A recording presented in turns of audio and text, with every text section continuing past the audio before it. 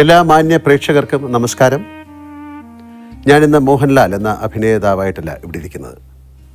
കേരളത്തിൻ്റെ ജനനായകൻ, പ്രിയപ്പെട്ട കേരള സംസ്ഥാന മുഖ്യമന്ത്രി ശ്രീ പിണറായി വിജയൻ അവർകളുമായി നിങ്ങൾക്കായി അല്പനേരം സംസാരിക്കാൻ വേണ്ടിയാണ്. CPM-ൻ്റെ അനിഷേധ്യ നേതാവെന്ന നിലയ്ക്ക് ലോകം അറിയപ്പെടുന്ന ഒരു നേതാവ്. പക്ഷേ പിണറായി വിജയൻ എന്ന വ്യക്തി അതിലപ്പുറം പലതാണ്. നമ്മൾ പലർക്കും അറിയാത്ത ഒരു മഹാ വ്യക്തിത്വം. സ്കൂളിൽ പഠിക്കുമ്പോൾ അന്യായമായ കടത്തുകൂലി വർധനയ്ക്കെതിരെ ഒറ്റയാൽ പ്രതിഷേധം നടത്തിയ വിപ്ലവകാരിയുടെ അധികം ആർക്കും അറിയാത്ത ചില വശങ്ങളുണ്ട്.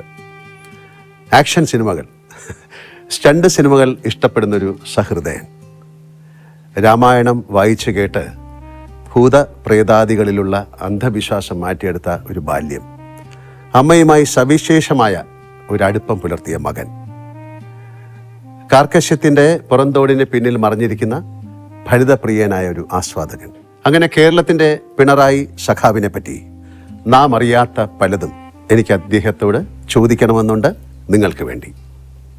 അതിനു മുമ്പേ ബഹുമാനപ്പെട്ട പിണറായി വിജയൻ അവർകളെ ഈ അഭിമുഖത്തിലേക്ക് ഔപചാരികമായി ഞാൻ സ്വാഗതം ചെയ്യട്ടെ. നമസ്കാരം സർ. നമസ്കാരം. ഇങ്ങനൊരു അഭിമുഖം എൻ്റെ സ്വപ്നത്തിൽ പോലും ഉണ്ടായിരുന്നതല്ല. അതുകൊണ്ട് തന്നെ അതിൻ്റെ ഒരു ത്രില്ലിലും എന്നാൽ സംഘർഷത്തിലുമാണ് ഞാൻ. അഭിനേതാവായാണ് ഞാൻ സാധാരണ ക്യാമറയ്ക്ക് മുന്നിലെത്തുന്നത്. ഇപ്പോൾ അങ്ങേ അഭിമുഖം ചെയ്യുക എന്ന ദൗത്യവുമായി ക്യാമറയ്ക്ക് മുന്നിലിരിക്കുമ്പോൾ എനിക്കും അതേറെ പുതുമയുള്ള ഒരു അനുഭവമായി മാറുകയാണ്. അങ്ങേപ്പോലെ ഒരു മഹാനേതാവിനെ അഭിമുഖീകരിക്കുമ്പോൾ എങ്ങനെ തുടങ്ങണം, എവിടെ തുടങ്ങണം എന്നാലോചിക്കുന്നതിനിടയിലാണ് ഞാൻ അങ്ങേ ആദ്യം കണ്ടത് എന്നോർത്ത് നോക്കിയത്. കേരളത്തിലെ ഏതൊരു സാധാരണക്കാരനെയും പോലെ വർഷങ്ങൾക്കിടെ നിരവധി തവണ ഞാൻ അങ്ങേ നേരിട്ടും അല്ലാതെയും കണ്ടിട്ടുള്ളത് കൊണ്ട് തന്നെ ആദ്യം കണ്ടത് എന്നാണെന്ന് സ്വാഭാവികമായി എനിക്ക് ഓർത്തെടുക്കാനായില്ല. എന്തായാലും ഒരു 30 വർഷത്തെ ബന്ധമെങ്കിലും ഉണ്ടാകും. പക്ഷെ അവസാനം കാണുന്നത് ഇപ്പോഴാണ്, അതെനിക്കറിയാം. സാർ, നമുക്ക് വളരെ ലഘുവായ രീതിയിൽ നമുക്ക് ഈ അഭിമുഖം അല്ലെങ്കിൽ അഭിമുഖ സംഭാഷണം തുടങ്ങാം. ഞാനൊരു പാട്ടിൻ്റെ 4 വരി പാടാം. അതിൻ്റെ പുറകിൽ ഒരു ഉദ്ദേശമുണ്ട്, അത് ഞാൻ പിന്നെ പറയാം. ഇത് ഞാൻ അങ്ങേക്ക് നൽകുന്ന ഒരു ആദരമാണ്. പാടട്ടെ? കേരളം കേരളം കേളി കൊട്ടുയരുന്ന കേരളം, കേളി കദംബം പൂക്കും കേരളം, കേരകേളി സദനമാം എൻ കേരളം. എൻ്റെ കേരളം, അങ്ങയുടെ കേരളം, നമ്മുടെ കേരളം. അല്ല, ഇതിൻ്റെ പുറകിലെ ഒരു നല്ല ഉദ്ദേശം എന്താണെന്ന് പറഞ്ഞാൽ അങ്ങും എനിക്ക് 4 വരി പാടിത്തരണം. ഇപ്പോൾ വേണ്ട, പിന്നെ നമ്മുടെ ഈ സംഭാഷണത്തിൻ്റെ ഇടയ്ക്കോ അത് അവസാനിക്കുമ്പോഴോ എന്തെങ്കിലും. സാർ, ഞാൻ സിനിമയിൽ വന്നിട്ട് 48 വർഷമായി. അതുകൊണ്ട് തന്നെ സിനിമയുമായി ബന്ധപ്പെട്ട ഒരു ചോദ്യത്തിൽ നിന്ന് നമുക്ക് തുടങ്ങാം. സാർ, ആദ്യമായി കണ്ട സിനിമ ഏതാണെന്ന് ഓർമ്മയുണ്ടോ? അത് വളരെ ചെറുപ്പത്തിലുള്ളതായതുകൊണ്ട് അത്ര ഓർമ്മയില്ല. ഇല്ല. അത് നാട്ടിൽ വെച്ചായിരിക്കും കണ്ടത്? അതെ, അന്ന് ചെറിയ ടാക്കീസുകൾ നാട്ടിലുണ്ടാവുമല്ലോ, അതിന്റെ ഭാഗമായിട്ട് കണ്ടതാണ്. ഉത്തര കേരളത്തിലെ ഒരു നാട്ടിൻ പുറത്ത് ജനിച്ചു വളർന്ന ആളാണ് സാറ്. അപ്പോൾ അതുകൊണ്ട് തന്നെ അങ്ങയുടെ കുട്ടിക്കാലം എങ്ങനെയായിരുന്നു? അങ്ങേക്ക് സഹോദരി സഹോദരന്മാരുണ്ടായിരുന്നോ? അതിനെക്കുറിച്ചൊന്നും. എനിക്ക് 2 സഹോദരന്മാരാണ് ഉണ്ടായത്.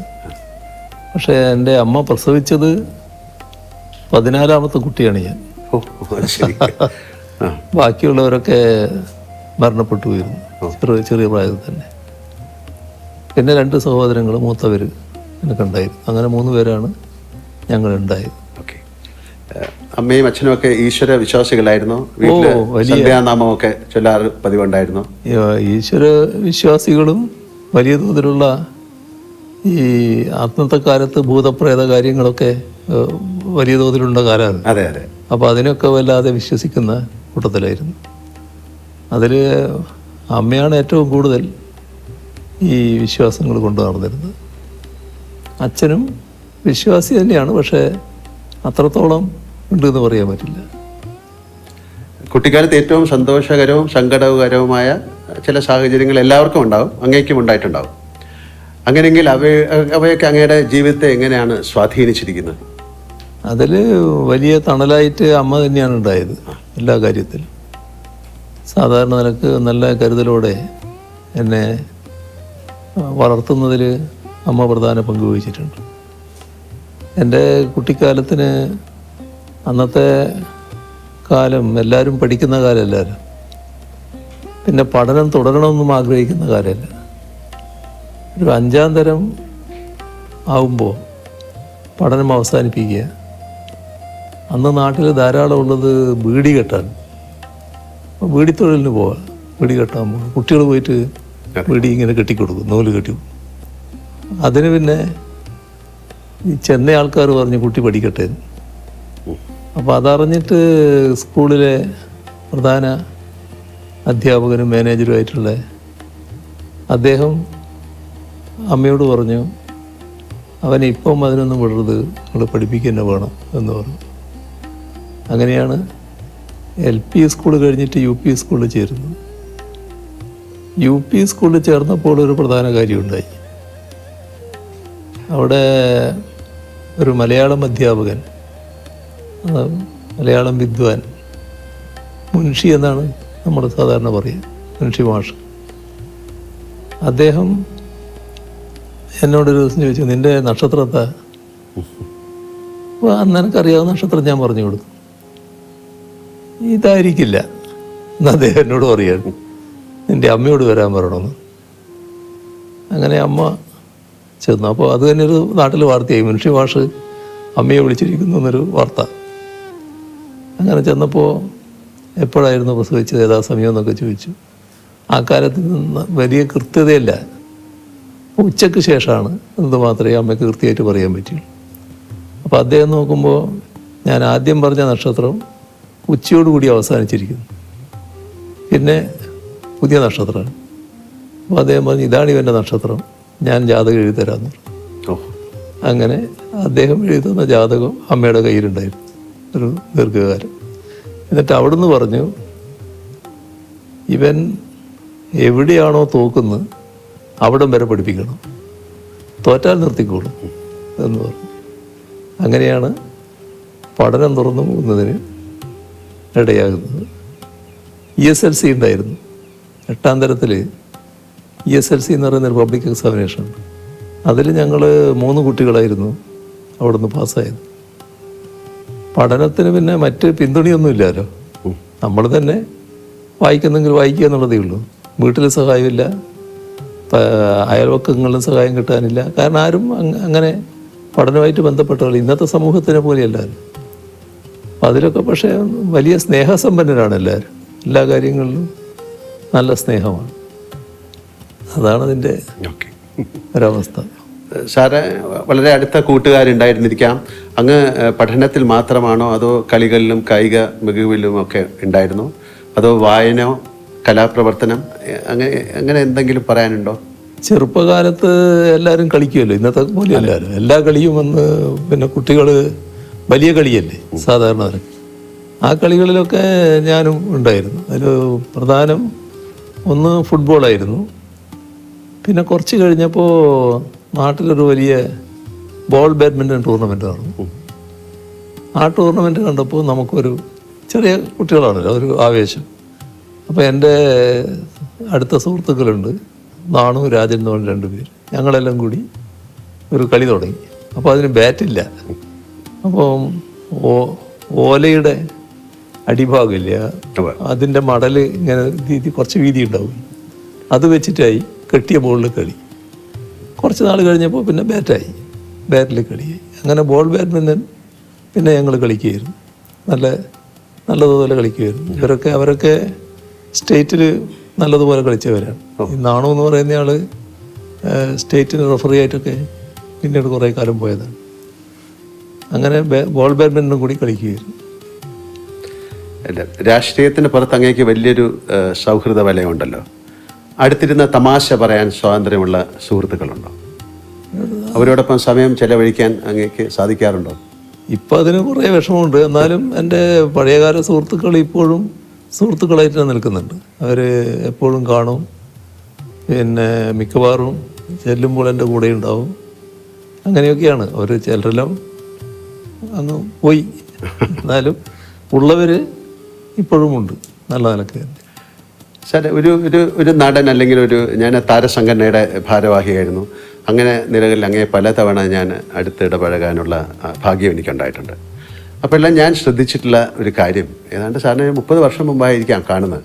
അന്നും ഇന്നും അങ്ങയുടെ പെരുമാറ്റത്തിലോ രൂപഭാവാദികളിലോ യാതൊരു മാറ്റവും ഉണ്ടായിട്ടില്ല എന്നതാണ്. അത് എങ്ങനെയാണ് സാധിച്ചെടുക്കുന്നത്? കാര്യം ഒരുപക്ഷെ അങ്ങ് പാർട്ടി പ്രവർത്തകനായിരിക്കുമ്പോഴോ അല്ലെങ്കിൽ മന്ത്രിയായതും പിന്നെ മുഖ്യമന്ത്രിയായിരിക്കുമ്പോഴെല്ലാം അങ്ങയുടെ ഇടപെടൽ ഒരുപോലെ തന്നെയാണ്. നല്ല ഒരു കരുതലുള്ളതുപോലെ ഞങ്ങൾക്ക് ഫീൽ ചെയ്യും. സാധാരണ മനുഷ്യരുടെ കാലം ചെല്ലുമ്പോൾ അവരുടെ പദവികൾക്കും വളർച്ചയ്ക്കും ഒത്ത് പല മാറ്റങ്ങളും കാണാറുണ്ട്. പക്ഷെ അങ്ങയിൽ ഞാനിതൊന്നും കണ്ടിട്ടില്ല എന്നുള്ളത് വളരെ സത്യമായ ഒരു കാര്യമാണ്. ഒന്ന് നമ്മൾ കാണുന്നത്, നമ്മൾ ഏത് സ്ഥാനത്തിരിക്കുന്നതായാലും ഒരു പ്രത്യേക നിയോഗത്തിൻ്റെ ഭാഗമാണെന്ന് കാണേണ്ടതേ ഉള്ളൂ. എപ്പോഴും അവിടുന്ന് മാറേണ്ടതായിട്ട് വരാം. ആ ഒരു ധാരണ നമ്മുടെ ഉള്ളിലുണ്ടാവണം. ആ മാറ്റത്തെ പൂർണ്ണമായിട്ട് ഉൾക്കൊള്ളാൻ നമുക്ക് സാധിക്കണം. അന്ന് ഇപ്പോൾ മാറണം എന്ന് പറഞ്ഞാൽ ആ മാറുമ്പോൾ ഒരു പ്രയാസവും ഉണ്ടാകരുത്. അതാണ് നമുക്ക് ഏറ്റവും പ്രധാനം. ഞാൻ വൈദ്യുതി മന്ത്രിയായിട്ടാണല്ലോ മന്ത്രിസഭ പ്രവർത്തനം ആരംഭിക്കുന്നത്. അപ്പോൾ എൻ്റെ കുട്ടികൾ ചെറിയ മക്കളാണെന്ന്. വൈദ്യമന്ത്രി സ്ഥാനം ഒഴിഞ്ഞ് ഇവിടെ തന്നെയായിരുന്നു, ഇൻഡസ്ട്രി ആയിരുന്നു. നേരെ നിങ്ങൾ വന്നിട്ടുണ്ട്, ഞാൻ താമസിച്ച വാടക വീട്ടിൽ, ആ വാടക വീട്ടിലേക്ക് മാറി. ഒരു പ്രയാസവും കുട്ടികൾക്ക് പോലും ഉണ്ടായില്ല. നല്ല എന്താണോ, അപ്പം നമ്മൾ എന്താണോ ഉള്ളത് അതുകൊണ്ട് ജീവിക്കാനും അതിൽ സന്തോഷിക്കാനും അതിൻ്റെ ഭാഗമായി മാറാനും കഴിയണം. എനിക്ക് അങ്ങനെയൊരു നിലയാണ് എപ്പോഴും ഉള്ളത്. വല്ലാതെ എന്തെങ്കിലും മോഹിക്കുന്ന കാര്യമില്ല. അതിൻ്റെ ഭാഗമായിട്ട് എപ്പോഴും സംതൃപ്തനാണ് ഞാൻ.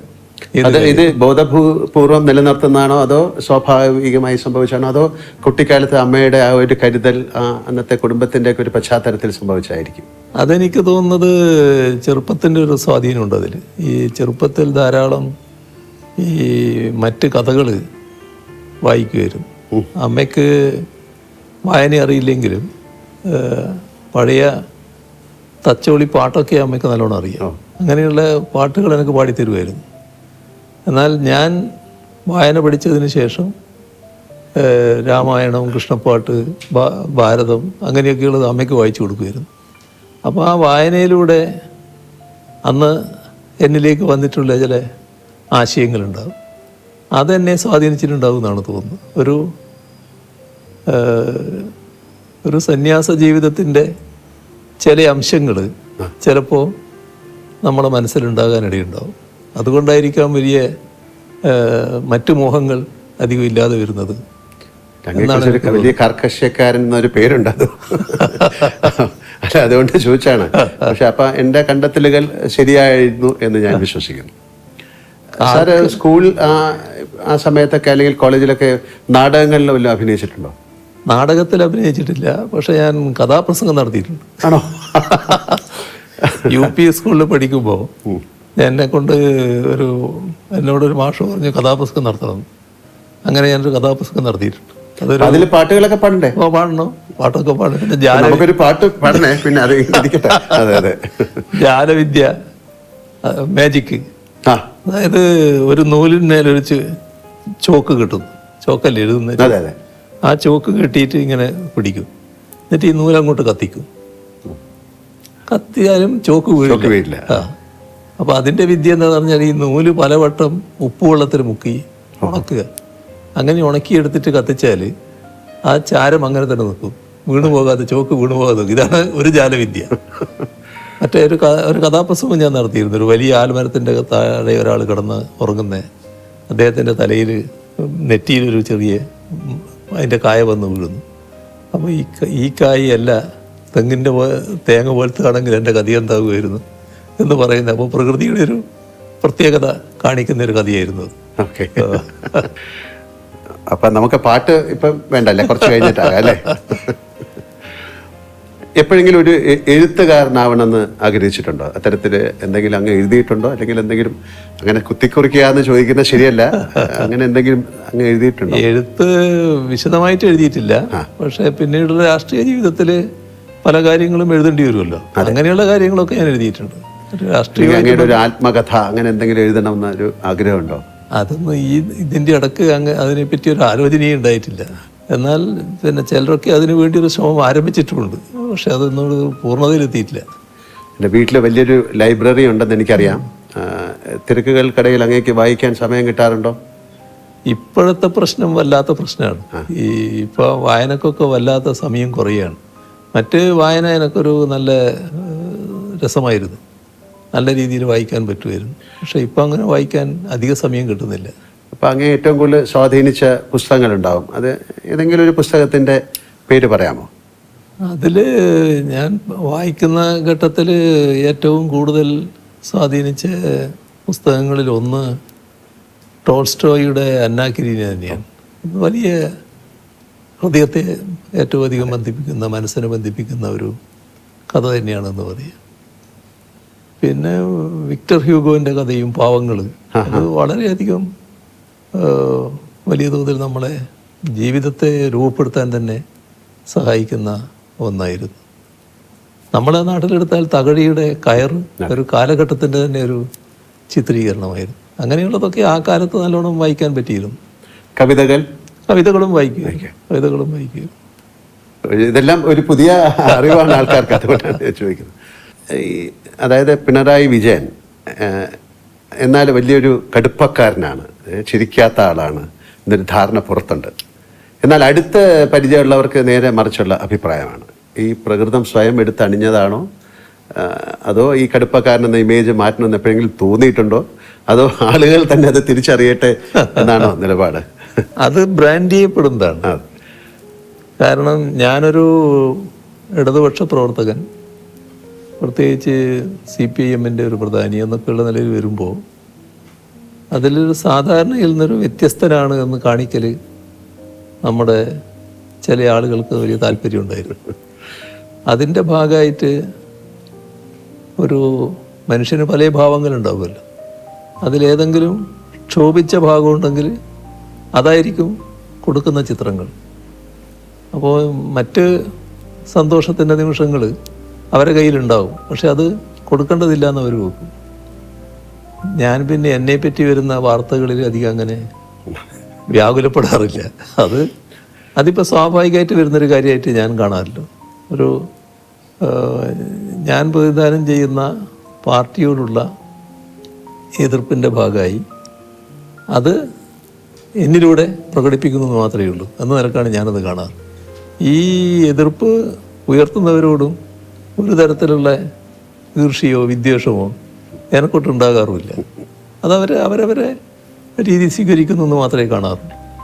അപ്പം അതുകൊണ്ട് തന്നെ ഏതെങ്കിലും ഒരു തെറ്റായ കാര്യം വന്നാൽ, ഇപ്പോൾ സാധാരണ രാഷ്ട്രീയ പ്രവർത്തകരായിട്ടുള്ള ആൾക്കാർ പല മാധ്യമങ്ങളെയും അപ്പം തന്നെ വിളിക്കും, എന്താ നിങ്ങളങ്ങനെ കൊടുത്തത്, ഇങ്ങനെ കൊടുത്തത് ശരിയാണോ എന്നൊക്കെ പറയും.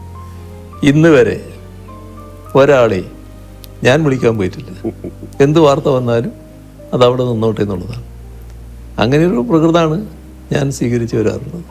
അത് വീട്ടിലെ ഒരു അച്ഛൻ മുത്തച്ഛൻ അല്ലേ? അപ്പൊ ഏത് തരത്തിലുള്ളൊരു സമീപനമാണ് കുട്ടികളോടോ അത് വീട്ടിലെത്തിയാൽ ഞാൻ അവരുടെ സ്വന്തം ആള് തന്നെ, അതിനകത്ത് പ്രശ്നമില്ല.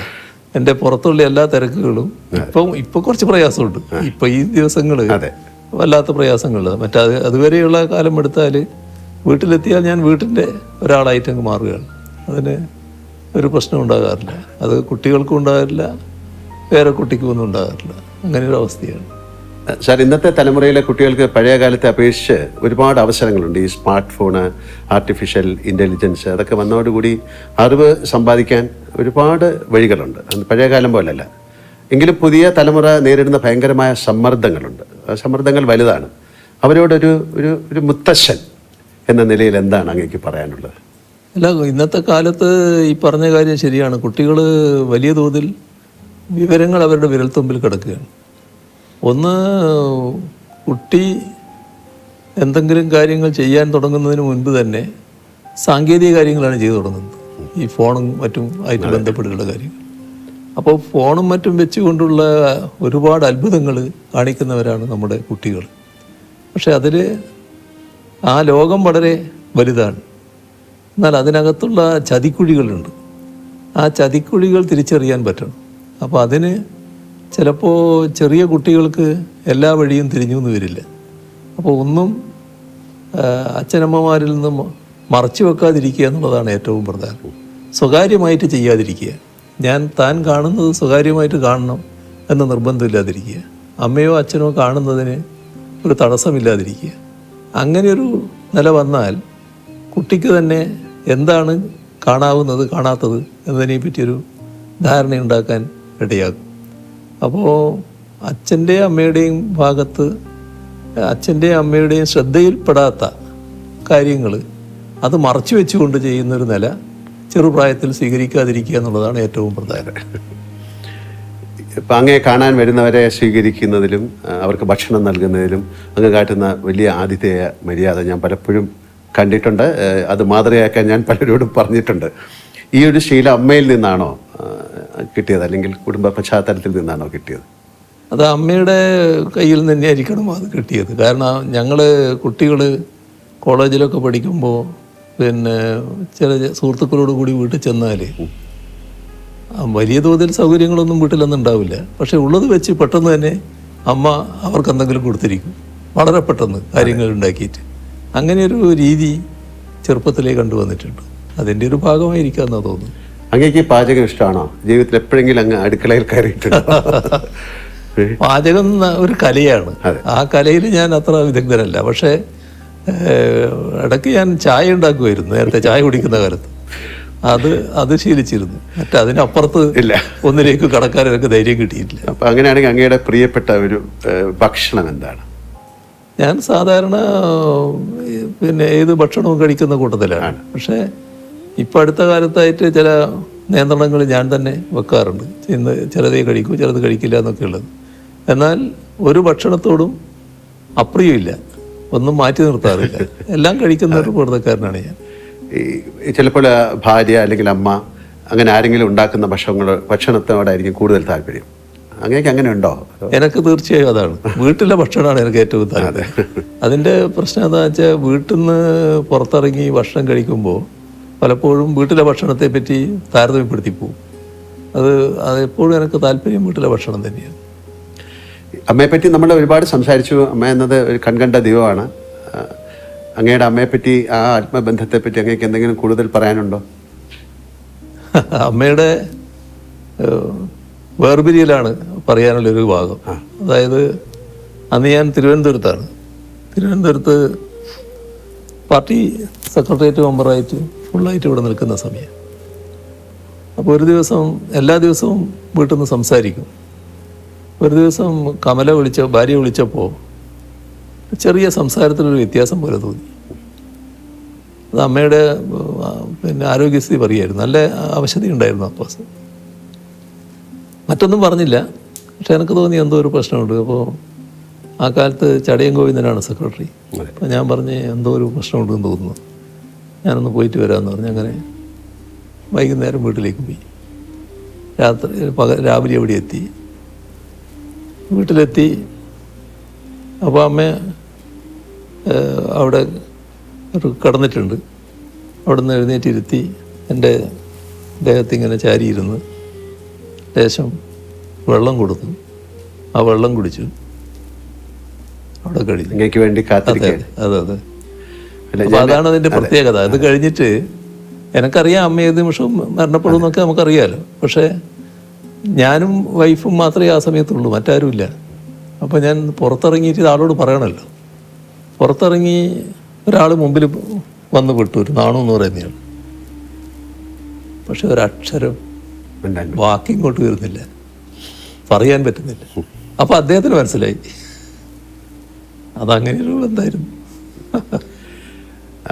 അതായത് ഞാൻ കേട്ടിട്ടുണ്ട് അമ്മയുടെ മടിയിൽ തല വെച്ച് കിടന്ന് അങ്ങനെ രാമായണം കേൾക്കുന്നത്. അങ്ങക്ക് ഭൂതപ്രേത പിശാചുക്കളൊക്കെ പേടിയായിരുന്ന സമയത്ത് അങ്ങനെയല്ലേ കുട്ടികൾ? ഭയങ്കര പേടിയായിരുന്നു, ചെറിയ പേടിയല്ല. അപ്പൊ ഇതെല്ലാം കേട്ട് കഴിഞ്ഞ് അങ്ങേക്ക് ഒരു ആന്തരികമായ ഒരു ആത്മീയ വശം ഉണ്ടായിട്ടുണ്ടോ? ഈ നേരത്തെ പറഞ്ഞു, എന്നാലും ഒരു സന്യാസം എന്ന് പറഞ്ഞ പോലെ അങ്ങേക്ക് ഒരു ആന്തരികമായ ഒരു ആത്മീയ വശമുണ്ടെന്ന് വളരെ വിശ്വസിക്കുന്ന ഒരാളാണ് ഞാൻ. അതായത് ഇതിനെപ്പറ്റി പറയാറ് സാധാരണ നിസ്സാരമായുള്ള സംസാര സാഗരം എന്നാണ്. അതെ. അപ്പൊ അങ്ങനെയൊരു തോന്നലാണ് ആ ചെറുപ്പകാലത്ത് എനിക്ക് ഉള്ളത്. അതിൻ്റെ ഭാഗമായിട്ട് കുറേ ആ സ്വാധീനം എന്നിലുണ്ടാവും തന്നെയാണ് തോന്നുന്നത്. പക്ഷേ ഭൂതപ്രേത പിശാചുക്കളെ പറ്റി ഭയങ്കര വിശ്വാസമായിരുന്നു. സമയത്ത് ലൈറ്റോ അങ്ങനെയൊന്നും അധികം ലൈറ്റ് ഇല്ലല്ലോ. പിന്നെ എൻ്റെ വീട്ടിൽ ഇലക്ട്രിസിറ്റി വരുന്നത് തന്നെ പിന്നെ ഞാൻ MLA ആയിരിക്കും പോലും ഇല്ല. അങ്ങനെയൊരു കാലമാണത്. അങ്ങനെയൊരു അവസ്ഥയാണ്. രാത്രി ആയാൽ പിന്നെ ഇരുടല്ലേ എല്ലാ സ്ഥലത്തും. അപ്പോൾ എവിടെയും ഏത് ഭൂതവും പ്രേതവും പ്രത്യക്ഷപ്പെടാം. അതൊക്കെ പിന്നെ ഒരു ചെറിയ സമയം കഴിഞ്ഞപ്പോൾ നമ്മൾ വളരുകയല്ലേ, അതനുസരിച്ച് മാനസിക വളർച്ചയും വരികയല്ലേ. അത് പിന്നെ ഞാൻ തന്നെ മാറ്റിയെടുത്തതാണ് ബോധപൂർവ്വം. അങ്ങനെ ഈ കുടുംബത്തോടൊപ്പം ചെലവഴിക്കുന്ന ഏറ്റവും പ്രധാനപ്പെട്ട സമയം എന്താണ്? അത് ഒരു ദിവസത്തെ യാത്രയാണോ, അതോ ഒരുമിച്ചിരുന്ന് തീൻമേശയിൽ ഭക്ഷണം കഴിക്കുമ്പോഴാണോ? ഏറ്റവും പ്രധാനം തീൻമേശയിലെ ഭക്ഷണമാണ്. കാരണം ഞങ്ങളെല്ലാവരും ഒന്നിച്ചാണ് ഇരിക്കുക. ആരൊക്കെയുണ്ടോ എല്ലാവരും ഒന്നിച്ചാണ് ഇരിക്കുക. ആ ഘട്ടത്തിൽ എൻ്റെ സുഹൃത്തുക്കളുണ്ടെങ്കിൽ അവരും ഒന്നിച്ചാണ് ഇരിക്കുക. അങ്ങനെ ഒരു അവസ്ഥയാണ് എപ്പോഴും സ്വീകരിക്കാറ്. അപ്പോൾ അതാണ് ഏറ്റവും നല്ല സമയം. എപ്പോഴും ഭക്ഷണം എല്ലാവരും കൂടി ഒന്നിച്ച് കഴിക്കുന്നത് തന്നെയാണ് നല്ലത് എന്നാണ് ഉള്ള അഭിപ്രായക്കാരനായി. അപ്പം ഞാനൊരു പാട്ട് പാടാൻ പറഞ്ഞാൽ ഇപ്പം പാടുന്നില്ല, കുറച്ച് കഴിഞ്ഞ് പാടാം അല്ലേ? ഞാൻ ഇടയ്ക്കിടയ്ക്ക് പറയും. സാറിൻ്റെ പിന്നെ മക്കളോ പേരക്കുട്ടിയോ അങ്ങയോട് പറയുന്നൊരു സൂപ്പർ ഹീറോ കഥകളൊക്കെ ഉണ്ടോ? അങ്ങനെ ഒന്ന് പറയാറുണ്ടോ? ചെറിയ കുട്ടിയായിരിക്കുമ്പം പേരക്കുട്ടിക്ക് വലിയ ഹീറോകളെ പറ്റി വലിയ അഭിപ്രായങ്ങളുണ്ടായിരുന്നു. ഒരുപാട് ആളുകളെ പറ്റി പറയുന്നത്. അങ്ങോട്ട് വന്ന് സംസാരിക്കും. അതെ. ഈ ഒഴിവുവേളകളില്ല അങ്ങനത്തെ ഒരാളാണെന്ന് എനിക്കറിയാം. എന്നാലും ചോദിക്കുകയാണ്, വീണ് കിട്ടിയ ഒഴിവുവേളകളിൽ എന്ത് ചെയ്യാനാണ് ഇഷ്ടം? അല്ല, ഒഴിവുവേള ഉണ്ടെങ്കിൽ വായന നല്ല ഇഷ്ടമാണ്. പിന്നെ ചില ഘട്ടത്തിൽ പിന്നെ ടി വിയിൽ ഇപ്പോൾ സിനിമയൊക്കെ വരുന്നുണ്ടല്ലോ, ചില ഘട്ടത്തിൽ അത് കാണും. അങ്ങനെയൊക്കെയുള്ള കാര്യങ്ങൾ ഞാൻ ചെയ്യും. കുടുംബത്തോടൊപ്പം യാത്ര ചെയ്യാറുണ്ട്? അങ്ങനത്തെ മറക്കാനാവാത്ത യാത്രകളുണ്ടോ? യാത്ര എനിക്കിഷ്ടമാണ്, യാത്ര ചെയ്യാറുണ്ട്. അതിൽ ഏറ്റവും പ്രധാനപ്പെട്ട യാത്ര, ഒരു മറക്കാനാവാത്ത യാത്ര എന്ന് പറയുന്നത് എൻ്റെ സിംഗപ്പൂർ യാത്രയാണ്.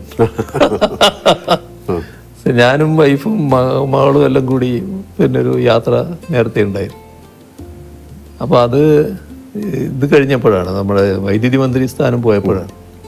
അപ്പോൾ എൻ്റെ കയ്യിൽ ആ സമയത്തുള്ള യാത്ര ചെയ്യുമ്പോൾ നമുക്ക് കിട്ടുന്ന പോയിന്റ്സ് ഉണ്ട്. അതെ. അപ്പോൾ അത് ഉപയോഗിച്ചാണ് ഇവിടത്തേക്ക് പോകുന്നത്. ഭയങ്കര കഥ അതിനെ പറ്റി. ഞാൻ യാത്ര പോകേണ്ട താമസം എന്തോ ആരും ഇതേവരെ യാത്ര ചെയ്യാത്ത പോലെ ഭയങ്കരമായ വാർത്തകൾ വന്നു. പക്ഷേ അത് നല്ല ആസ്വദിച്ച യാത്രയായിരുന്നു. ഈ വാർത്ത വന്നു എന്നുള്ളത് കൊണ്ട് വല്ലാതെ വിഷമമൊന്നും എനിക്ക് അന്നുമില്ല, ഇപ്പോഴും ഇല്ല. അതാണ് അതിൻ്റെ രീതി. ആ യാത്ര നല്ല യാത്രയായിരുന്നു. അങ്ങനെ സിനിമകളൊക്കെ കാണുന്ന ആളാണ്, മലയാള സിനിമകളൊക്കെ കാണുന്നതാണ്. അങ്ങനെ മലയാള സിനിമയിൽ ഏറ്റവും പ്രിയപ്പെട്ട ഒരു കഥാപാത്രം ഏതാണെന്ന് ചോദിച്ചു കഴിഞ്ഞാൽ അങ്ങേക്ക് പറയാൻ പറ്റും? അത് അങ്ങയുടെ ജീവിതത്തിൽ എന്തെങ്കിലും ഒരു പ്രതിഫലിക്കുന്ന ഒരു കഥാപാത്രമുണ്ടോ? അല്ല, മലയാള സിനിമയിൽ ധാരാളം കഥാപാത്രങ്ങൾ നമ്മൾ ഓർത്തു വെക്കുന്നവരായിട്ടുണ്ടല്ലോ. ഒരു സാമൂഹ്യ പ്രതിബദ്ധതയുള്ള ഒരു കഥാപാത്രം അങ്ങയുടെ തന്നെയാണെന്ന് എനിക്ക് തോന്നുന്നു. ഒരു മെഡിക്കൽ വിദ്യാർത്ഥിയായിട്ട് ചേർന്നിട്ട് ആ മെഡിക്കൽ വിദ്യാർത്ഥി റാഗിങ്ങിന് നേതൃത്വം കൊടുത്ത് അമൃതം ഗമയ MT എഴുതിയത് അല്ലേ? ഹരിഹരൻ. അതെ, ഹരിഹരൻ. അപ്പോൾ അതിനകത്ത് പിന്നെ നിങ്ങളാണ് ആ പിന്നെ ഇതായിട്ട് വരുന്നത്.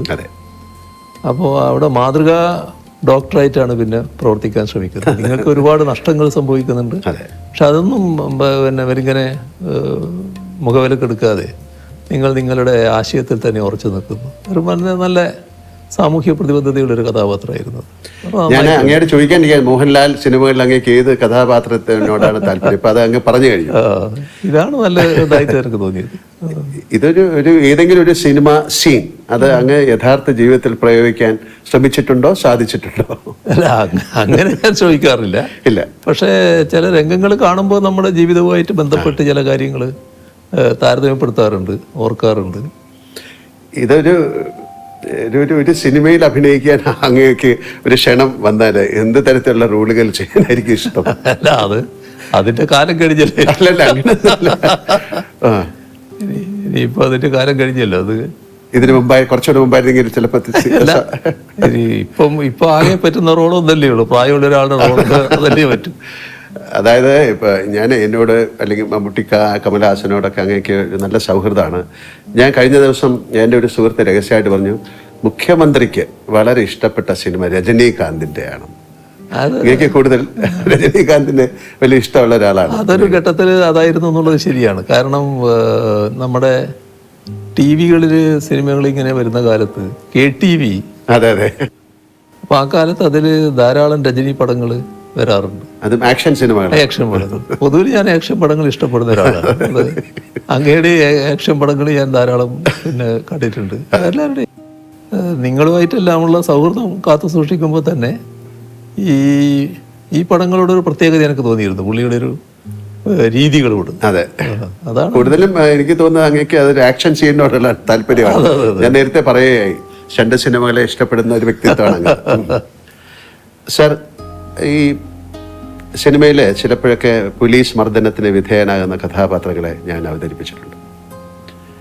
പക്ഷെ അതൊക്കെ ക്യാമറയ്ക്ക് മുന്നിലുള്ള അനുഭവമാണ്. പക്ഷെ ജീവിതത്തിൽ അത് ഒരുപാട് നേരിട്ട ഒരാളെന്ന നിലയ്ക്ക് അടിയന്തരാവസ്ഥക്കാലത്ത് നേരിടേണ്ടി വന്ന ക്രൂരമായ പോലീസ് മർദ്ദനം, ലോക്കപ്പിലെ ആ ഭീകരമായ രാത്രികൾ, പിന്നീട് ജയിൽവാസം, ഇതെല്ലാം ശേഷം ആ ചോര പുരണ്ട ഷർട്ട് ഉയർത്തിപ്പിടിച്ച് നിയമസഭയിൽ അങ്ങ് നടത്തിയ പ്രസംഗം ചരിത്ര പ്രസിദ്ധമാണ്. ആ ഷർട്ട് അങ്ങ് ഇന്ന് സൂക്ഷിക്കുന്നുണ്ടോ? ഇപ്പം എൻ്റെ കയ്യിലില്ല. ഇപ്പം എൻ്റെ കയ്യിലില്ല. പക്ഷെ അതുവരെ ഞാൻ സൂക്ഷിച്ചിരുന്നു. അതൊക്കെ ഒരു പ്രത്യേക അനുഭവത്തിലുള്ളതാണല്ലോ. നമ്മളെ ലോക്കപ്പിൽ ഞാനന്ന് ചെറുപ്പമാണ്, അതുകൊണ്ട് അതിനെ അതിജീവിക്കാൻ കഴിഞ്ഞു എന്ന് പറയാം. പക്ഷേ നമ്മുടെ അടിച്ച് തോല് പൊളിക്കുക എന്ന് പറയുന്നില്ലേ, എൻ്റെ ഈ ശരീരത്തിൻ്റെ തൊലി പൊളിഞ്ഞു പോയിരുന്നു. ഈ അടി കൊണ്ടിട്ട് നീര് കെട്ടിയിട്ട് അതിൻ്റെ ആ തൊലി പോയിട്ട് വേറെ തൊലി വന്നിരുന്നു. അങ്ങനത്തെ ഒരു അവസ്ഥയുണ്ടായിരുന്നു. അത് അത്തരത്തിലുള്ളതായിരുന്നു തല്ല്. പിന്നെ ഈ ഒരു മിന്നലിങ്ങനെ വരും. ഈ അടി ഈ ഭാഗത്തൊക്കെ കൊണ്ടാൽ കണ്ണിൽ ഒരു മിന്നുന്ന പോലെ തോന്നും. അങ്ങനെയൊക്കെയുള്ള തല്ലായിരുന്നു അത് വളരെ വളരെ കടുത്ത മർദ്ദനായിരുന്നു.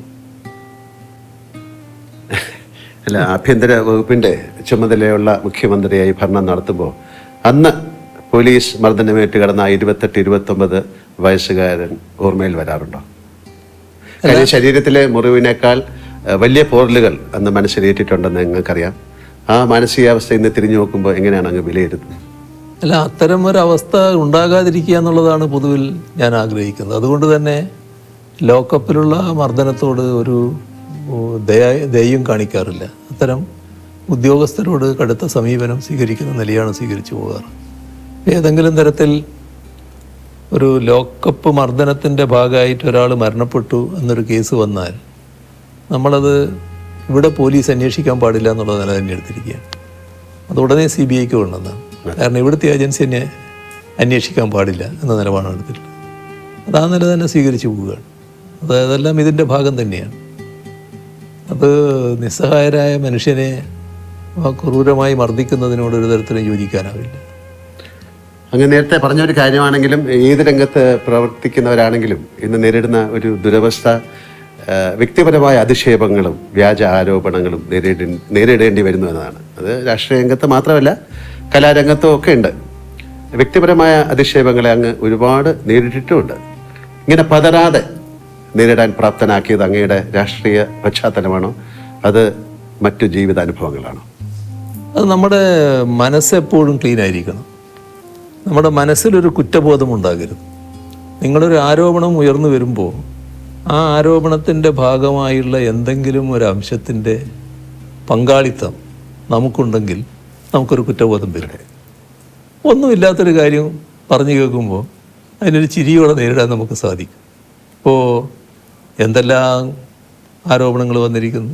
അത് ഒരു ഘട്ടത്തിൽ കേരളത്തിലെ ഒരുപാട് സ്ഥലങ്ങൾ എൻ്റെ പേരിലുള്ളതാണെന്ന് വന്നിരുന്നു. ഒരു വീട് തന്നെ കാണിച്ചുകൊണ്ട് അത് എൻ്റെ വീടാണ് എന്ന് മറ്റൊരാളുടെ വീട് എൻ്റെ വീടാണെന്ന് കാണിച്ചുകൊണ്ട് വാർത്തകൾ വന്നു. ആ വീട്ടുടമ തന്നെയാണ് എന്നെ അറിയിക്കുന്നത്, ഇതെൻ്റെ വീടാണ്, നിങ്ങളുടെ വീടല്ല, ഇങ്ങനെയാണ് വാർത്ത വന്നിട്ടുള്ളത്. പിന്നെ സിംഗപ്പൂർ കമല ഇൻ്റർനാഷണൽ, അങ്ങനെ ഒരു കമ്പനിയുണ്ട്, ഒരു ഇങ്ങനെയുള്ള ഒരുപാട് വാർത്തകൾ. അപ്പോൾ അതൊന്നും നമ്മളെ ബാധിക്കുന്നില്ല, ഒരു തരത്തിലും ബാധിക്കേണ്ട കാര്യമില്ല. അതിന് എന്നെ പ്രേരിപ്പിക്കുന്ന കാര്യം എന്താണെന്ന് പറഞ്ഞാൽ, അല്ലെങ്കിൽ എന്നെ അങ്ങനെ ഒരു രൂപത്തിലേക്ക് എത്തിക്കുന്നത്, തെറ്റുകൾ നമ്മൾ ചെയ്യരുത്. എൻ്റെ പൂർണ്ണമായ വിശ്വാസം ഇതേവരെയുള്ള എൻ്റെ ജീവിതത്തിൽ എന്തെങ്കിലും തരത്തിലുള്ള ഒരു തെറ്റ് ഞാൻ ചെയ്തു എന്ന് എനിക്ക് ബോധ്യമില്ല. അതുകൊണ്ട് തന്നെ എനിക്ക് നല്ല രീതിയിൽ മുന്നോട്ട് പോകാൻ പറ്റും. പക്ഷേ നമ്മുടെ സമൂഹത്തിൽ വലിയ തെറ്റായ ധാരണകൾ നിലനിൽക്കുന്നുണ്ട് നമ്മൾ കാണണം. ഇപ്പോൾ ഒരു അനുഭവം ഞാൻ പറഞ്ഞാൽ, മുൻപ് അന്ന് ഞാൻ മന്ത്രിയൊന്നുമല്ല, ഞാൻ പിന്നെ പാർട്ടിയുടെ ഒരു പ്രധാനിയായിട്ട് നിൽക്കുന്ന കാലമാണ്. അങ്ങനെ ഒരാൾക്ക് ഒരു ട്രാൻസ്ഫർ വേണം, ഒരാളുടെ മകനാണ്, പാവപ്പെട്ടൊരു മനുഷ്യനാണ്. അയാൾ എൻ്റെ അടുത്ത് വന്നു, ഞാനത് ബന്ധപ്പെട്ട ആളെടുത്ത് പറഞ്ഞു, കൊടുക്കാമെന്ന് പറഞ്ഞു. അങ്ങനെ ഒരു ഇടയ്ക്ക് നാട്ടിൽ ചെല്ലുമ്പോഴാണ് ഇത് വരുന്നത്. ഇദ്ദേഹമാണെങ്കിൽ ഞാനുമായിട്ട് വളരെ അടുത്ത ബന്ധമുള്ള ആളാണ്. എനിക്ക് വീട്ടിലെത്താൻ വേണ്ടി ചിലപ്പോൾ പുഴ കടന്നു പോകണം.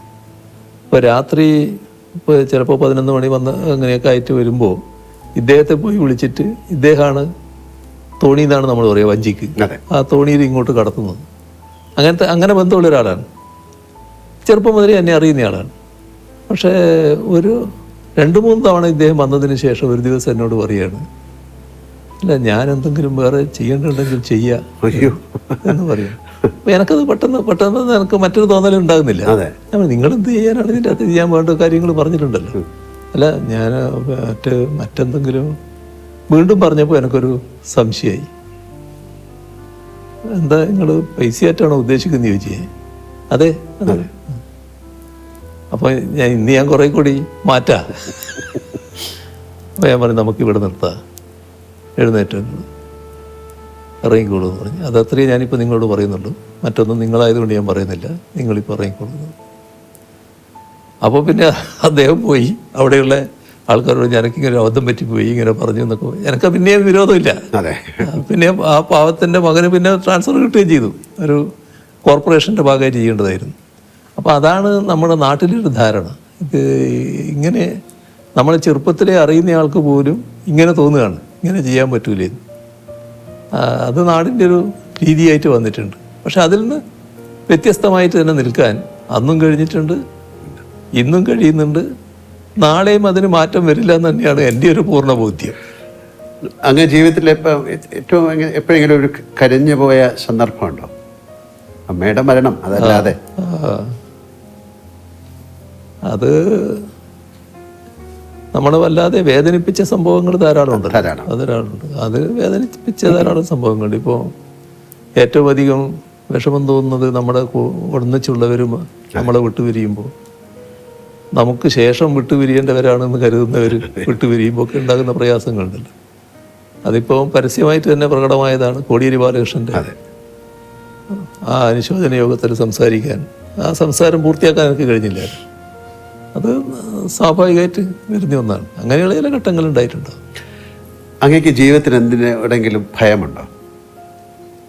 ഭയം എന്നത് ആ തരത്തിലില്ല. പക്ഷേ പൊതുവിൽ ഞാൻ പാർട്ടിക്ക് കീഴ്പ്പെട്ടു പോകുന്ന ഒരാളാണ്. പാർട്ടി ആഗ്രഹിക്കുന്ന പൊതുവായ നിലപാടുകളുണ്ട്. ആ നിലപാടുകളിൽ അണുകിട വ്യത്യാസം വരരുതെന്ന് ചിന്തിക്കുന്ന ഒരാളാണ് ഞാൻ. അതിനെ ഭയന്ന് ഞാൻ ജീവിക്കുകയാണ്. അങ്ങനെയൊരു ഭയമുണ്ട് എന്ന് വേണമെങ്കിൽ പറയാം. മറ്റ് തരത്തിലുള്ള ഭയം എന്നെ അധികം ബാധിക്കാറില്ല. ജീവിതത്തിലെ എന്തിൻ്റെയെങ്കിലും പേരിൽ അങ്ങ് പശ്ചാത്തപിച്ചിട്ടുണ്ടോ? പശ്ചാത്തപിക്കേണ്ടി വന്നിട്ടുള്ളൊരു ഘട്ടം പറഞ്ഞാൽ, എൻ്റെ ഒരു കോളേജ് പഠനകാലത്ത് ഒരു സുഹൃത്തുണ്ടായിരുന്നു, നല്ല അടുത്ത സുഹൃത്താണ്. അപ്പോൾ ആ വിദ്വാൻ നല്ല വലിയ കാശുള്ള ആളാണ്, സായിപ്പിൻ്റെ മകനായിട്ടുള്ള ആളാണ്. അതിൻ്റെ ഭാഗമായിട്ട് തന്നെ കാശ് ധാരാളമുണ്ട്.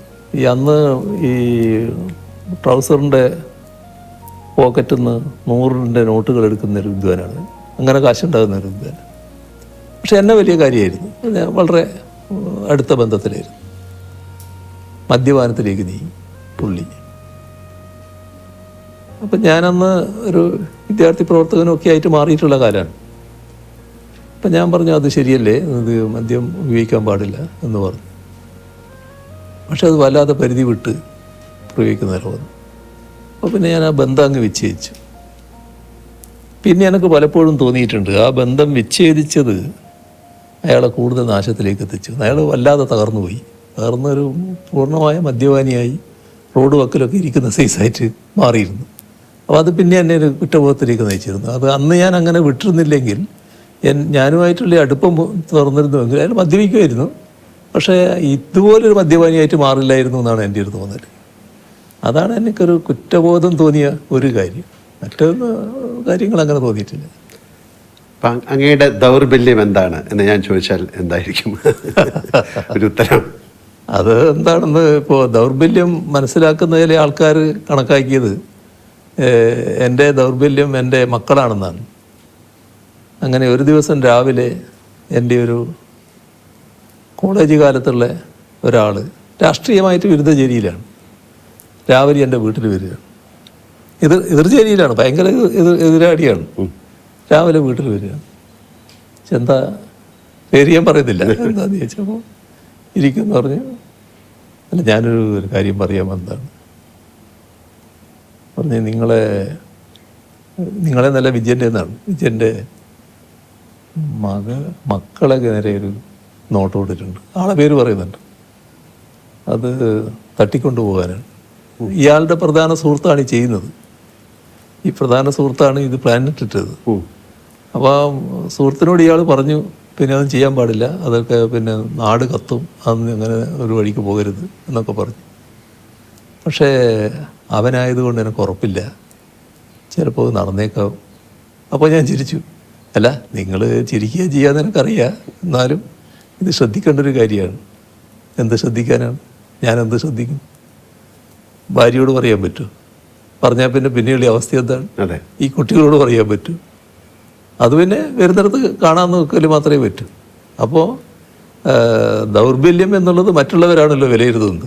അങ്ങനെ കണ്ടത് കുട്ടികളാണ് ദൗർബല്യം എന്നുള്ള മട്ടിലാണ്. സംഭവ ബഹുലമായ ജീവിതമാണ് അങ്ങ് കടന്നു പോകുന്നത്. എപ്പോഴെങ്കിലും തളർന്നു പോയ നിമിഷങ്ങളുണ്ടായിട്ടുണ്ടോ? ഒരു ഘട്ടത്തിലും അങ്ങനെ തളർന്നു പോയിട്ടില്ല. കാരണം തളരാൻ വേണ്ടിയുള്ള തളർത്താൻ വേണ്ടിയുള്ള ഒരുപാട് ശ്രമങ്ങൾ ഉണ്ടായിട്ടുണ്ടെങ്കിലും ആ ഘട്ടത്തിലൊക്കെ എൻ്റെ വിശ്വാസം പാർട്ടിയിലാണല്ലോ. പാർട്ടിയോടാണല്ലോ എൻ്റെ ഏറ്റവും വലിയ കൂറ്. അപ്പോൾ പാർട്ടിയുടെ ഭാഗമായിട്ടാണ് ഞാൻ നിൽക്കുന്നത് എന്നുള്ളത് ഒരു കരുത്തോടെ നിൽക്കാൻ എന്നെ പ്രേരിപ്പിച്ചിട്ടുണ്ട്. ഈ ഉയരങ്ങളിലേക്ക് എത്തുന്നതിനൊപ്പം ഏകാന്തതയും നമ്മെ വലയം ചെയ്യും എന്ന് ഞാൻ കേട്ടിട്ടുണ്ട്. അങ്ങനെയൊക്കെ ഏകാന്തത അനുഭവപ്പെടാറുണ്ടോ? അങ്ങനെയില്ല, ഏകാന്തത എന്ന തരത്തിലേക്കില്ല. പക്ഷേ ഒരു പ്രശ്നം എന്താണെന്ന് പറഞ്ഞാൽ, പഴയ കാലത്ത് പോലെ ആളുകളുമായിട്ട് കൂടുതൽ ബന്ധപ്പെടാനും കൂടിയിരിക്കാനും സമയം ചെലവഴിക്കാനും ഒന്നും സമയം കിട്ടുന്നില്ല എന്നുള്ളൊരു തോന്നലുണ്ടാകാറുണ്ട്. പക്ഷേ നമ്മൾ ജീവിതത്തിൻ്റെ ഓരോ ഘട്ടമല്ലേ, ഓരോ ഘട്ടത്തിൽ നമ്മൾ നിർവഹിക്കേണ്ട ഉത്തരവാദിത്വം, ആ ഉത്തരവാദിത്വം നിർവഹിക്കലാണ് പ്രധാനം. ഞാൻ നേരത്തെ പറഞ്ഞ നിയോഗമില്ലേ, ഇന്നത് ചെയ്യുക എന്നൊരു നിയോഗത്തിലേക്ക് വന്നാൽ അത് ചെയ്യണമല്ലോ. അപ്പോൾ അതിനു വേണ്ടി പൂർണ്ണമായിട്ട് അർപ്പണബോധത്തോടെ ചെയ്യുക. നമുക്ക് അതിൻ്റെ ഭാഗമായിട്ട് സമയം കിട്ടുമെങ്കിൽ മാത്രം ആ സമയം ഉപയോഗിക്കുക. ആ നിലയാണ് ഞാൻ സ്വീകരിച്ചു പോകുന്നത്. ഒരു വല്ലാത്ത ഏകാന്തത അങ്ങനെ അനുഭവപ്പെടാറില്ല. പിന്നെ ഏകാന്തമായി പോയി, ഒറ്റക്കായിപ്പോയി എന്നൊരു തോന്നലും എനിക്കൊരു ഘട്ടത്തിൽ ഉണ്ടാകാറില്ല. ഒറ്റയ്ക്ക് ഇരിക്കേണ്ടി വന്നാൽ അതിലൊരു വിഷമവും ഉണ്ടാകാറില്ല. അതാണ് ഏറ്റവും വലിയ പ്രധാനമായ കാര്യം എന്നാണ് എനിക്ക് തോന്നുന്നത്. ഒരു തരത്തിലുള്ള വിഷമവും ഉണ്ടാകാറില്ല. നമ്മുടെ പാട്ടിൻ്റെ കാര്യം ഓർമ്മയിലുണ്ടല്ലോ. ഞാനൊരു കാര്യം ചോദിക്കാം. അങ്ങയുടെ തിരക്കുകൾ ഞങ്ങൾക്കറിയാം. ഒരു ദിവസത്തേക്ക് അങ്ങേ ആരും തിരിച്ചറിയില്ലെന്നും മുഖ്യമന്ത്രി അല്ലെന്നും കരുതുക. കേരളത്തിലെ ഏത് സ്ഥലത്ത് പോയി സമാധാനമായിരുന്ന് ഒരു ചായ കുടിക്കാനാണ് അങ്ങ് ആഗ്രഹിക്കുന്നത്? അല്ല, അത് ഏറ്റവും ഇഷ്ടപ്പെടുന്ന സ്ഥലം എൻ്റെ വീട് തന്നെയാണല്ലോ. അവിടെ പോയിരിക്കുക, സ്വസ്ഥമായിട്ടിരിക്കുക. അതൊരു മറ്റു തരത്തിൽ ബാധിക്കുന്ന കാര്യമല്ല. ഈ വലിയ തിരക്കുകൾ കഴിഞ്ഞിട്ട് എങ്ങനെ പോയിരിക്കും എന്നുള്ളത് അതൊരു വിഷയമേ അല്ല. അത് നല്ല നിലക്ക് പോകാൻ കഴിയുമെന്നാണ് എനിക്ക് തോന്നുന്നത്. അധികം ആർക്കും അറിയാത്ത ഭരിത പ്രിയനായ ശ്രീ പിണറായി വിജയൻ ഉണ്ടോ? അങ്ങനെയാണെങ്കിൽ ഫലിതം പറയുക അല്ലെങ്കിൽ ആസ്വദിക്കുകയൊക്കെ ചെയ്യാറുണ്ടോ? ഫലിതമായിട്ട് എൻ്റെ അടുത്തുനിന്ന് അധികം വരാറുണ്ടോ എന്നറിയില്ല. എന്നാൽ ഫലിതം ആസ്വദിക്കാറുണ്ട്. നല്ല നിലക്ക് നമ്മുടെ സുഹൃത്തുക്കളൊക്കെ ഇരിക്കുമ്പം പല ഫലിതങ്ങളും പറയുമല്ലോ, അതൊക്കെ നല്ല നിലക്ക് ആസ്വദിക്കാറുണ്ട്.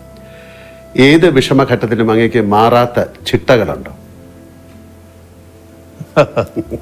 അതായത് ശരി തെറ്റ് അങ്ങനെ യെസ് ഓർ നോ അങ്ങനെയൊക്കെ പറയുന്ന ഒരാളാണെന്ന് ഞാൻ കേട്ടിട്ടുണ്ട്. അത് ഏത് വിഷമഘട്ടത്തിലും അത് മാറില്ല.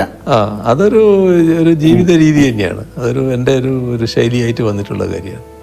അത് ആ നിലക്ക് തന്നെ തുടരാൻ കഴിയുമെന്നാണ് തോന്നുന്നത്. ജീവിതത്തിലെ ഏറ്റവും വലിയ പ്രചോദനം എന്താണ് സാറിൻ്റെ? അല്ലെങ്കിൽ ആരാണ്?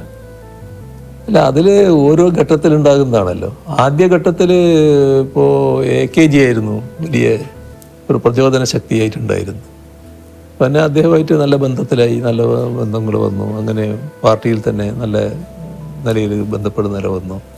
പിന്നെ അവരൊക്കെ ഒരു അധികായന്മാരാണല്ലോ. AKG EMS എന്നൊക്കെ പറഞ്ഞാൽ നമ്മുടെ കേരളത്തിലെ അധികായന്മാരാണ്. അവരൊക്കെ ഒരു റോൾ മോഡൽസ് ആയിരുന്നു. അതിനോടൊക്കെ നീതി പുലർത്താൻ കഴിഞ്ഞിട്ടുണ്ടെന്ന് തന്നെയാണ് എൻ്റെ ഒരു തോന്നൽ. ഈ പ്രളയവും കോവിഡും പോലുള്ള മഹാദുരന്തങ്ങൾ വന്നപ്പോൾ കേരളം ശ്രദ്ധിച്ചത് അങ്ങയുടെ വാക്കുകൾ ആയിരുന്നു. അതൊരു യാഥാർത്ഥ്യമാണ്. ഉള്ളിൽ ആധിയുമായി കഴിഞ്ഞ ജനങ്ങളിൽ ഇത്രയധികം ആത്മവിശ്വാസം പകരാൻ അങ്ങേക്ക് കഴിഞ്ഞത് എങ്ങനെയാണ്? ഇത് എന്താ പ്രത്യേകത എന്ന് പറഞ്ഞാൽ അതിനൊന്നും എനിക്ക് ഉത്തരം പറയാൻ കഴിയുന്ന കാര്യമല്ല. എന്നിൽ പ്രത്യേകമായ എന്തെങ്കിലും ഒരു കഴിവ് അങ്ങനെ ഉണ്ട് എന്ന് വിശ്വസിക്കുന്ന ഒരാളല്ല ഞാനൊരു സാധാരണക്കാരൻ, ഒരു സാധാരണ നിലയിൽ ഉള്ളൊരു ആൾ എന്ന് മാത്രമേ ഞാൻ കാണുന്നുള്ളൂ. അതിൻ്റെ ഭാഗമായി ഇപ്പോൾ മറ്റു തരത്തിലെടുത്താൽ പല സമുന്നത വ്യക്തികൾക്കുമുള്ള തരത്തിലുള്ള വലിയ ഉയർന്ന വിദ്യാഭ്യാസം അല്ലെങ്കിൽ അതിൻ്റെ ഭാഗമായിട്ടുള്ള വലിയ ബൗദ്ധിക ശേഷി അതൊന്നും ഉള്ള ഒരാളല്ല ഞാനൊരു സാധാരണക്കാരനെന്ന മട്ടിൽ ഞാൻ കാണുന്നുള്ളൂ. പക്ഷേ ഞാൻ എപ്പോഴും പ്രായോഗികമായ കാര്യങ്ങൾക്കാണ് പ്രാധാന്യം കൊടുത്തിരുന്നത്. അതിൻ്റെ ഭാഗമായി ജനങ്ങളുടെ വിഷമം അതിനോടൊപ്പം നിൽക്കുക എന്നുള്ളത് എല്ലാ കാലത്തും സ്വീകരിച്ചു വന്നിട്ടുള്ളൊരു നില. സാധാരണക്കാരനായി നിൽക്കുക എന്ന് പറയുന്നത് വളരെ എളുപ്പമുള്ള കാര്യമല്ല. അത് അങ്ങേക്ക് സാധിച്ചു. അപ്പോൾ അതിൻ്റെ ഭാഗമായിട്ട് ജനങ്ങളുടെ കൂടെ നിൽക്കുക, ജനങ്ങളോട് പറയുക. അപ്പോൾ അത് ജനങ്ങൾ നല്ല നിലക്ക് അത് എടുത്തല്ലോ. എത്ര നല്ല മനസ്സോടെയാണ് സ്വീകരിച്ചത്. ഇപ്പം സാധാരണ നിലക്ക് ആ ഘട്ടത്തിൽ നമ്മൾ മനുഷ്യരുടെ കാര്യം പറയും. ആ ഘട്ടത്തിൽ ഞാൻ ഒരു ദിവസം പറഞ്ഞു, നമ്മൾ പറയേണ്ട കാര്യങ്ങളെല്ലാം ജനങ്ങളോട് പറയായിരുന്നല്ലോ. നമ്മൾ കുടുംബത്തിൽ പറയുന്നത് പോലെ ജനങ്ങളോട് പറയുന്ന നിലയായിരുന്നു ഞാൻ സ്വീകരിച്ചിരുന്നത്.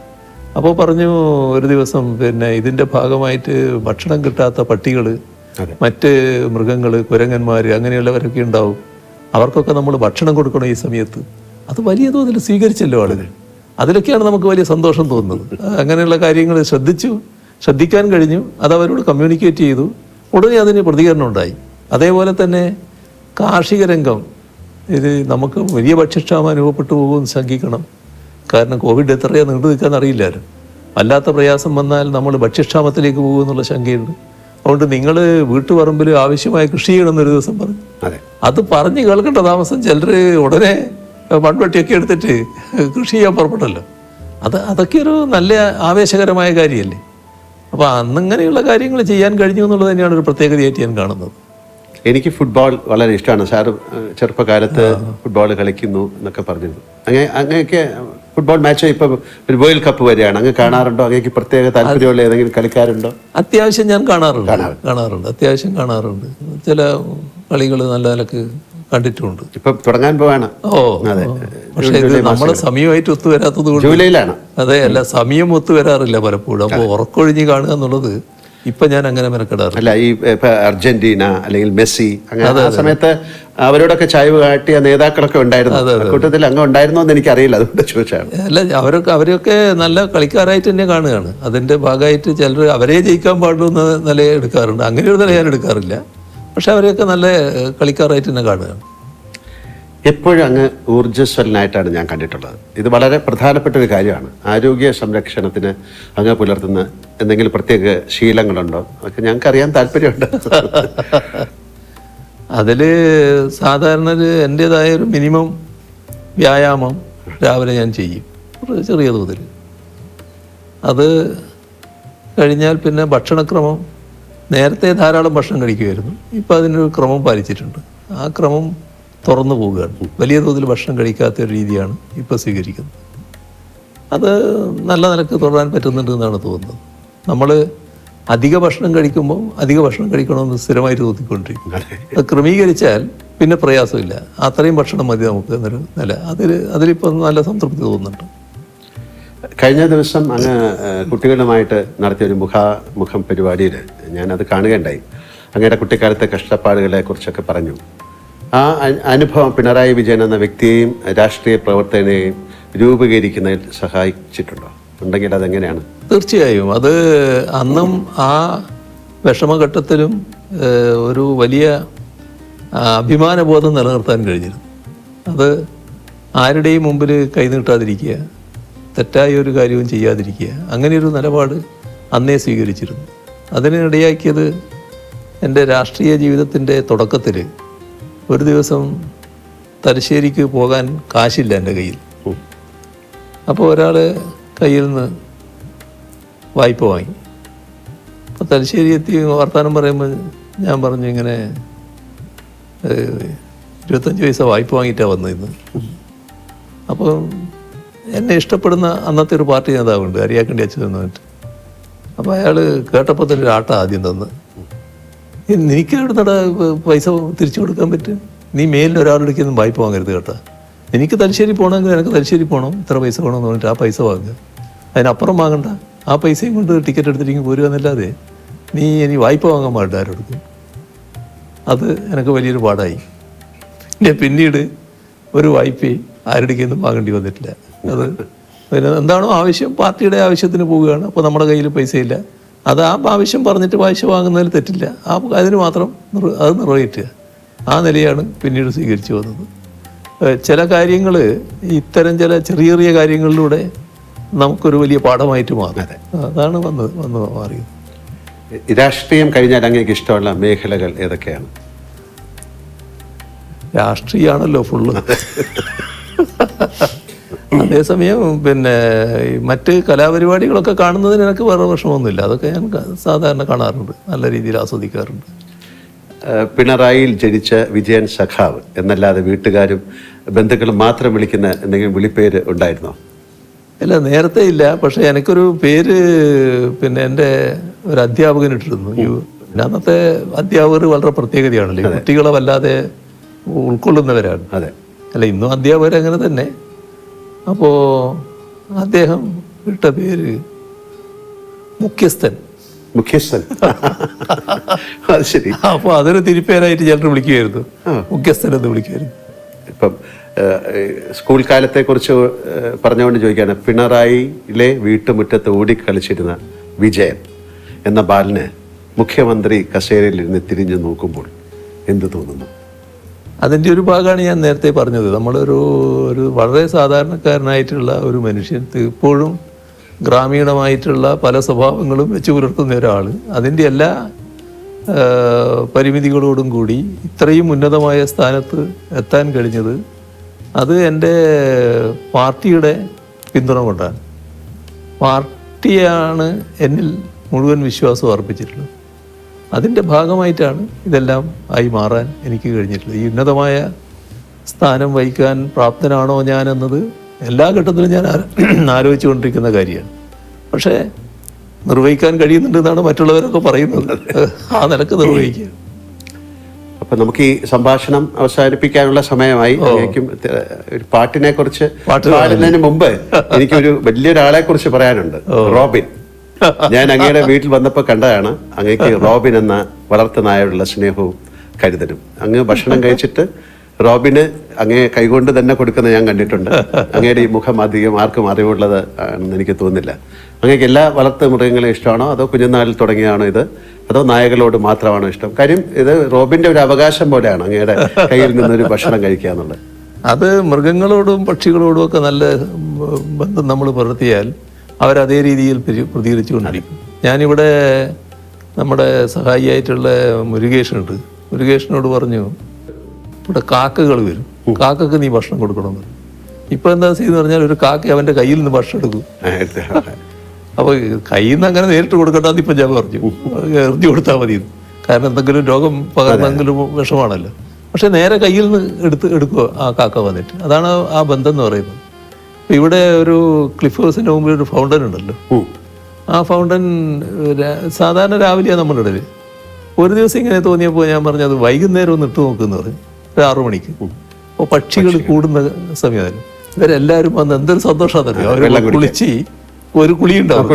എന്നിട്ട് ആ കുളിയെല്ലാം കഴിഞ്ഞിട്ട് ഒരു സദസ്സുണ്ട് അവിടെ ഇരുന്നിട്ട്. അങ്ങനെ എല്ലാം കുളി കഴിഞ്ഞിട്ട് അവർ കൂട്ടിലേക്ക് പോവുകയാണ്. അപ്പോൾ നായയുടെ കാര്യം പറഞ്ഞാൽ വലിയ അത്ഭുതകരമായ കഥ എൻ്റെ അടുത്തുണ്ട്. ഞാൻ ആദ്യമുള്ള എൻ്റെ ചെറുപ്പക്കാരൻ വീട്ടിൻ്റെ സൈഡിലൂടെ ഒരു കൂട്ടർ പോവുകയാണ്. പഴയ തവളയെ പിടിക്കുന്നവരാണ്, നാട്ടുകാരല്ല. അതെ.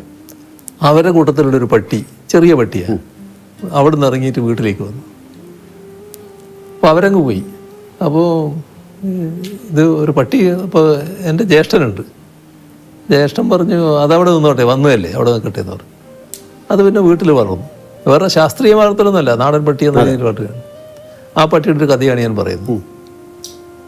ഒരു ദിവസം അമ്മയുടെ അടുത്ത്, അടുക്കളയിലെ അമ്മയുടെ അടുത്ത് പോയിട്ട് ഇതൊന്ന് മുരണ്ട് ചെറിയ മട്ടിൽ കുരച്ചു, മുണ്ടൊന്ന് കടിച്ചു വിരിച്ചു. അപ്പോൾ അമ്മ ചീത്ത പറഞ്ഞു. അപ്പോൾ ഇതിന് അമ്മയുടെ അടുത്ത് യേശുന്നില്ല എന്ന് തോന്നി. നേരെ അവിടെ നിന്ന് ഇറങ്ങി ആ വീട്ടിൻ്റെ തൊട്ട് പിന്നിലുള്ള ഒരു വീടുണ്ട്. അവിടെ ഒരു നാണി എന്ന് പറയുന്ന സ്ത്രീയുണ്ട്. ആ സ്ത്രീയുടെ അടുത്ത് പോയി ഇതേ കാര്യം അവരോട് ചെയ്തു. അപ്പോൾ അവർ കുറച്ച് പിന്നെ പോസിറ്റീവായിട്ട് എടുത്തു. ഇതൊരു പെൺപട്ടിയാണ്, എന്താ മോളെ എന്നെല്ലാം പറഞ്ഞിട്ട് അപ്പോൾ മുണ്ടിങ്ങനെ കടിച്ച് വലിച്ച് നടന്ന് ഈ വീട്ടിൻ്റെ പിന്നിലൂടെയാണ് വരേണ്ടത്. അപ്പോൾ വീട്ടിലെ അവസ്ഥ എങ്ങനെയാണെന്ന് പറഞ്ഞാൽ വീടിൻ്റെ മുറ്റം അത് കഴിഞ്ഞിട്ടൊരു പ്ലാറ്റ്ഫോം പോലെയാണ് കിണറിൻ്റെ. ആ പ്ലാറ്റ്ഫോമിന് കഴിഞ്ഞാൽ ഒരു കല്ലിങ്ങനെ വെച്ചിട്ടുണ്ട്, അതിൻ്റെ അപ്പുറം കിണറാണ്. അപ്പോൾ വലിയ ആൾമറയുള്ള കിണറല്ല നടത്തും.